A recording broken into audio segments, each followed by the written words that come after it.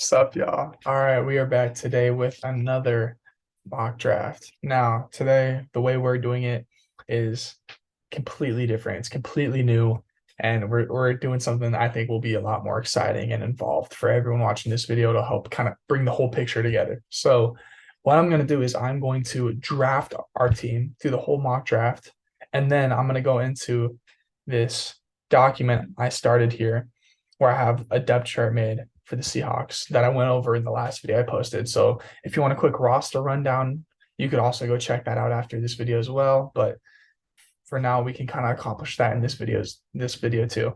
So first up, we're at pick 5, and I'm using a different mock draft simulator for this video now because PFF took theirs down, or they didn't take it down, they locked it. So you have to have like the subscription there to use it. And so I'm using this one that's free and different. And so we'll see how it goes. If there's some different bugs, we'll see how it works, and I'll try to make it all come together smoothly for you guys. But let's get started in.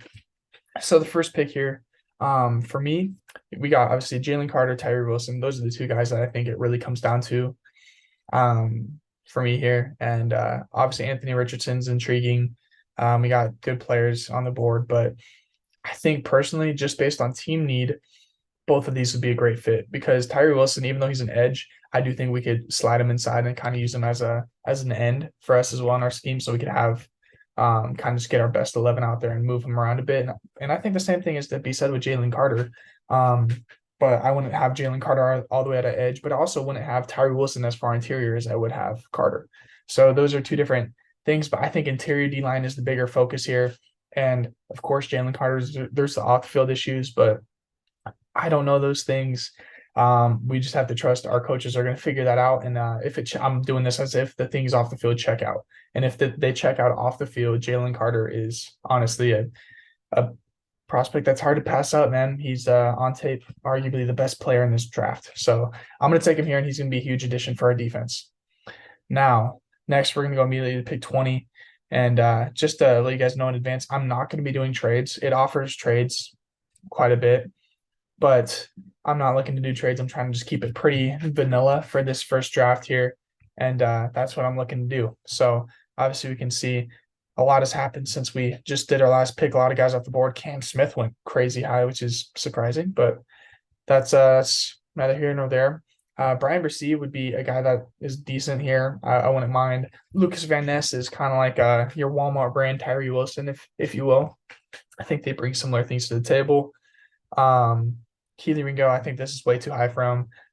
The big board here is a lot different than the one that was on PFF that I was using before, but honestly, there's a lot of guys that I like on the board available right now. And so don't worry about the rankings. Don't look at that too much.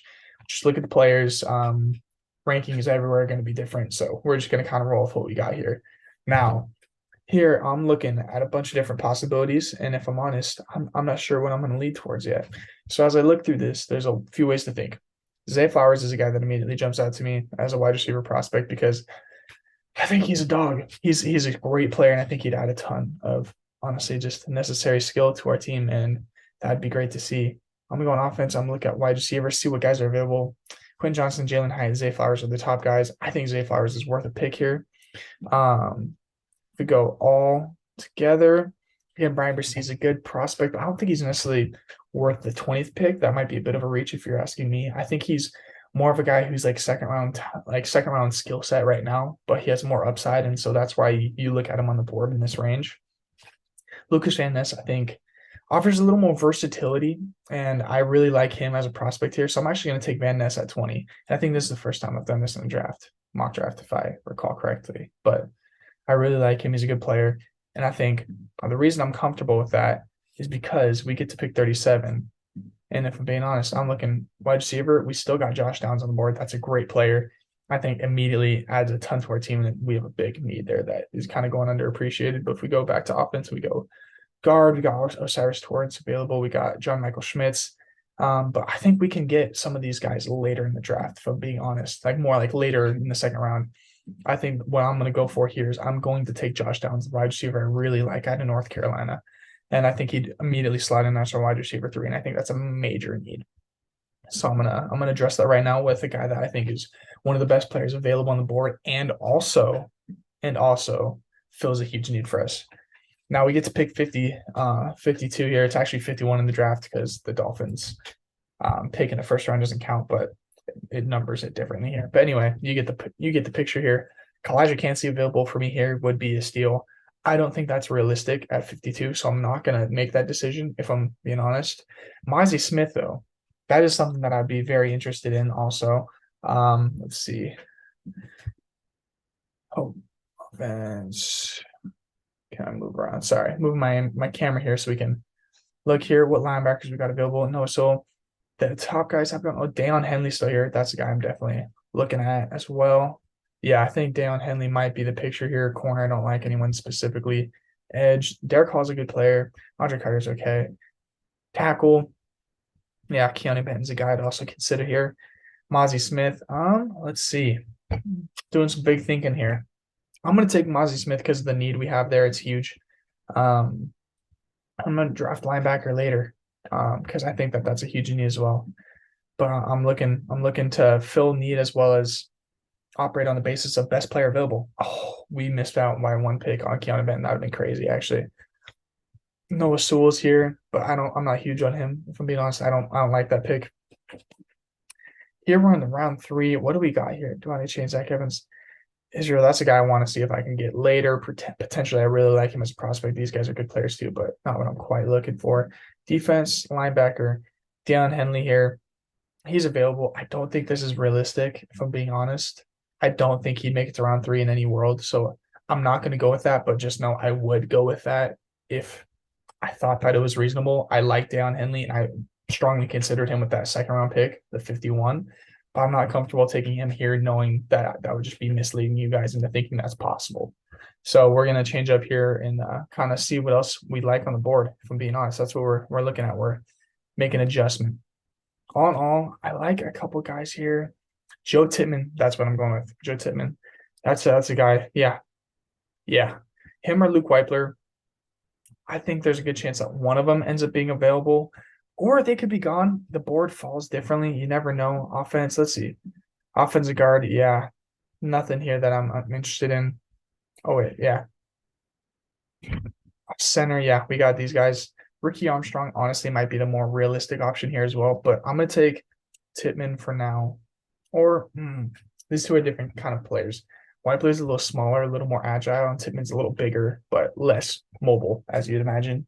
I'm going to go with Tippmann right now because I want a big mover that I like that, if I'm being honest, for our line. But we could go either way, and I would love the pick there. Okay, down at 123. Here's where I'm going to get a guy that I think the ranking on him in this board seems crazy, but Dorian Williams, I think in the 4th round is perfect. If you want to hear some more about him, honestly, there's go look at Brendan Seahawks Nelson, I believe is his YouTube account, and he does a little thing on Dorian Williams. But he's a great linebacker, very athletic. Don't necessarily think I'm not expecting to start for us this year, but I think he definitely is in a rotation there and helps strengthen our defense and puts him in position to be a future starter. I think he has future starting ability, is the way I describe it. Now we are getting into the later rounds here, and I'm like, what do we got at running back available? Oh, Tyjae Spears is a consideration here. Roshan Johnson is a guy I love actually too. Kenny McIntosh. Good players. We got some good players out here. Dorian Thompson-Robinson's a quarterback that I'd consider, if I'm being honest. But overall, man, there's a lot going on here. Michael Wilson's a good player. Jared Patterson, offense. What do we got at guard? What's available? That's what you got to look at. How's the board falling? And I don't know where they have guys ranked. That's why I'm looking so far through. Okay, center. What do we got? Juice Scruggs is a guy I actually really like here, but okay. We're falling in a decent way. Kenny McIntosh, I think, is a good player. But if I'm being honest, I'm personally higher on Tyjae Spears. But I also really like what Roshan Johnson would bring to our team, and I think that's the fit probably.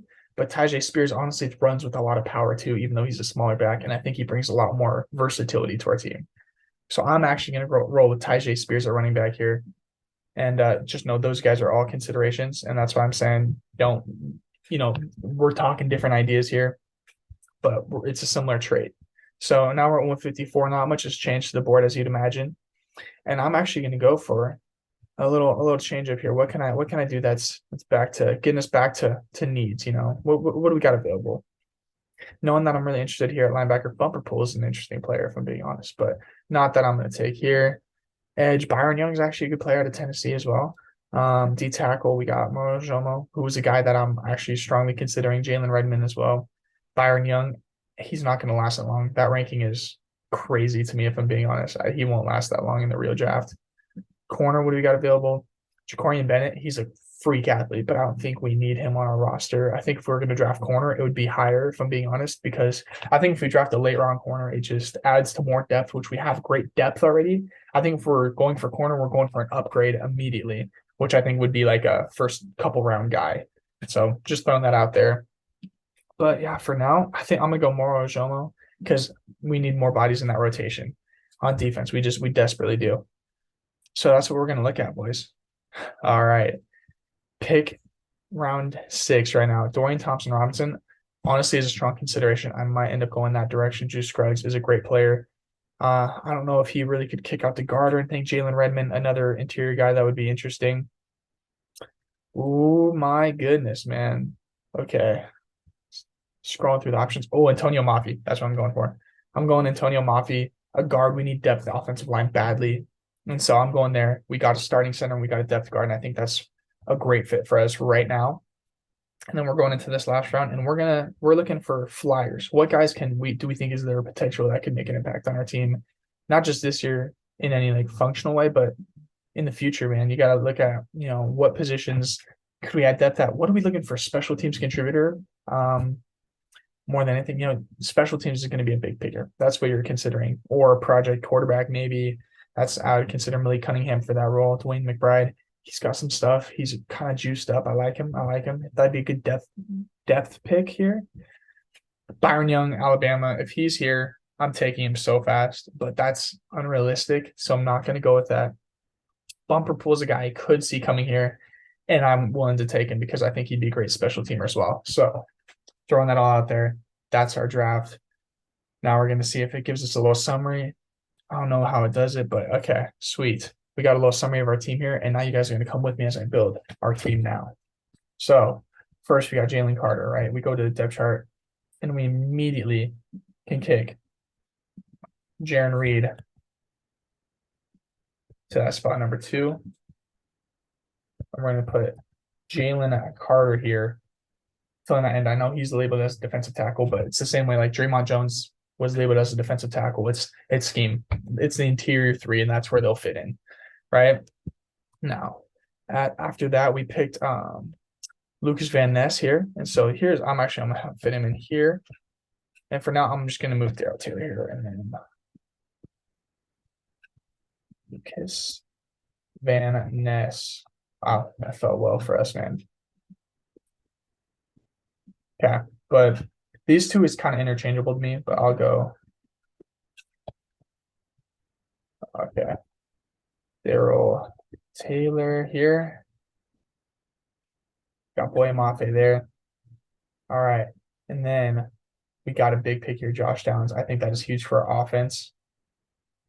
Man, if you guys who stick through this and watch it with me, man, I'm really grateful, man. I'm really grateful. I think he immediately slides in as a starter and is a huge upgrade for us at that position. And then we have, Derek Young's the wide receiver 4 there. I'm going to keep the other stuff on here the same because Derek Young's already out here. He's kind of their DK Metcalf body type. Obviously, not as crazy of an athlete, or else he would have been a higher draft pick and done more already. But he's a bigger body, athletic guy, and he's a great special teamer, developmental piece, and maybe he can step into more. But for this year, we need a wide receiver 3 that can do something right now. And I don't think Drake Young's there yet. But that's a huge addition to our offense. We'll look back here again. Mozzie Smith, huge get in the second round. Huge get in the second round. So now we're going to go Mozzie Smith here.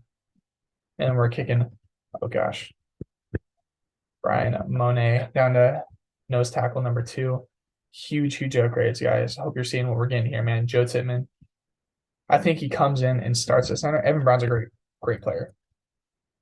Just to clarify. So he'll be our backup center. And truthfully, I think what that actually does is I think Evan Brown who's played guard before too, is competing with Phil Haynes, and I think there's a good chance Evan Brown wins. But for now, I'm going to keep as him the backup. But just so you know, I think he'd actually potentially take that spot and be an upgrade over Phil Haynes. But we'll have to see how that goes. Phil Haynes got more money for right now, so I'm just going to let it be and see what happens there. But just saying that's a competition there, and I think that would strengthen our offensive line in general. Dorian Williams, he comes up next, man. He comes back in the linebacker, and that's a huge get for us as well. Dorian Williams, I think he immediately also is a guy that's contributing to this rotation, especially because Jordan Brooks is going to be out at the start of the year. So you got to realize Dorian Williams is probably slotting in to number 2 linebacker at will, and probably would be in contention with John Radigan for playtime at Mike. So that's something to think about. And for now, he's also a huge special teams piece. And so that's something you really got to think about when you're doing these things is special teams contribution. Tyjae Spears, I think that's an incredible get for our offense here, man. Kenneth Walker.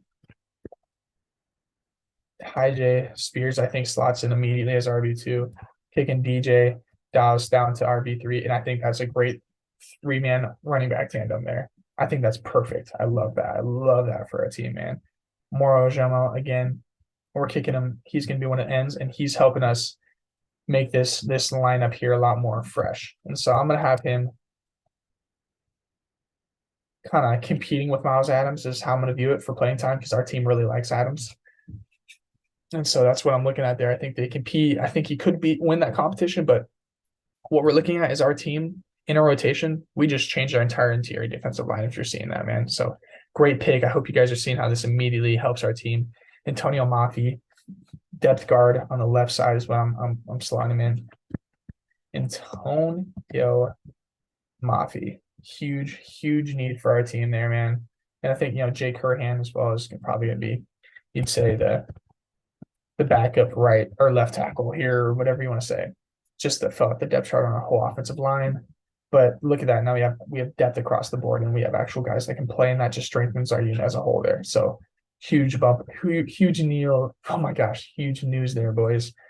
And then lastly, we've got Bumper Pool, who I'm adding here as another Mike. He's a true Mike backer more likely, but he's a guy who can play, can tackle. Mostly, I think he's going to be a special teamer and kind of do similar things to John Radigan, but I think he adds more youth, and he's on a young contract and potentially could develop into more maybe in the future. But for now, he's kind of a project guy, and I could see him likely being a practice squad guy this first year, maybe get elevated for a couple of games. But that is the draft. So first, I'm going to summarize our offense because I think that has less of news from this draft, but I think it still had huge additions. Okay, so in this draft, in the second round, we got Josh Downs, who was a huge upgrade at wide receiver 3 for us, completes our offense. Look at that depth chart changing just by grabbing that one quality receiver to shift our lineup around. And all of a sudden, we got 4 deep. That's a quality little lineup there.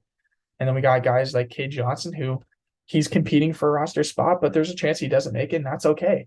But I like that lineup a lot better. Then we got Joe Tittman coming in here, slotting in, taking the starting center spot. And I think Evan Brown, genuinely, I believe he's a better player than Phil Haynes. But I'm letting Phil Haynes keep it for now because, our team clearly likes him, and I think it'll be a competition, and it doesn't really matter who's there. I think it's an upgrade to our offensive line to add Joe Tittman here and make this a battle. And then we got Antonio Mafi as a depth piece here, maybe like a mover guard, a guy who can do a lot of things and sub in if we really need him, if an injury comes around on Damian Lewis or someone. And so I'd like that pick a lot there as well. Then Tyjae Spears slots in at RB2, huge upgrade there at the position as a whole. Not that I don't like DJ Dallas, I really do, but I think Tyjae Spears is both better than DJ Dallas as an overall running back and allows our unit of running back to be 3 deep instead of 2 deep with nothing left. I think if you have 3 running backs, you're in a better spot. I could even see us adding a 4th at some point in free agency, just another guy. We have Darwin Thompson, but I don't expect him to make the roster. So just throwing that out there for you guys. Now, where the big guns came in was defense, clearly. And so I think you guys really should love how this defense looks after the draft, man. That is insane upgrades across the board. Look at what we did from top to bottom, or more from bottom right on the line all the way down, man, because immediately we got Jalen Carter, game changer, man, game changer in this defensive line rotation. We moved it so Jaron Reed can actually be optimized and play the, anywhere from 15 to 25 snaps a game where he's going to be fresh and he's going to be effective instead of just being gassed and mediocre the whole time. I think this makes him better too. Brian Monet, he should not be a starting nose. I think honestly, I could see us even adding another nose that can compete in there, or having different guys in this rotation, seeing if they have the capability of filling in that role a little bit and pushing him for competition. But for now, we'll be okay. But then we got Draymond Jones, Miles Adams, Moro Ojomo. We got depth. That's what matters. We got depth in a rotation. We got our defensive end rotation. That's instead of being like 3 guys going into this draft, is now 1, 2, 3, 4, 5 guys deep. That's huge. That's 5 guys you can keep fresh and keep being impactful in our game and help with both run defense and pass rush. That's a huge, huge, huge need for us. And we had Lucas Van Ness on the edge here, who's a guy you can move around. He could play some end. He can move around and play end on either side if we wanted to. He can play edge here. He can move over here. We can change the rotation, We can give guys rest. We can keep guys fresh, because we got this we got this 3 deep here. I think Boye Mafe would, take over this Tyreek Smith edge backup spot over here too, just the depth chart isn't a perfect science. It's just, this is where guys can play. Boye Mafe can play here with Nchenụ. So we can move guys around so we get guys in the field, is what I'm saying. We can keep the lineup fresh and keep it quality. If we have good quality backup players, like if Daryl Taylor's a backup, that's a good thing. If Boye Mafe is your guy coming off the bench, that is a great thing.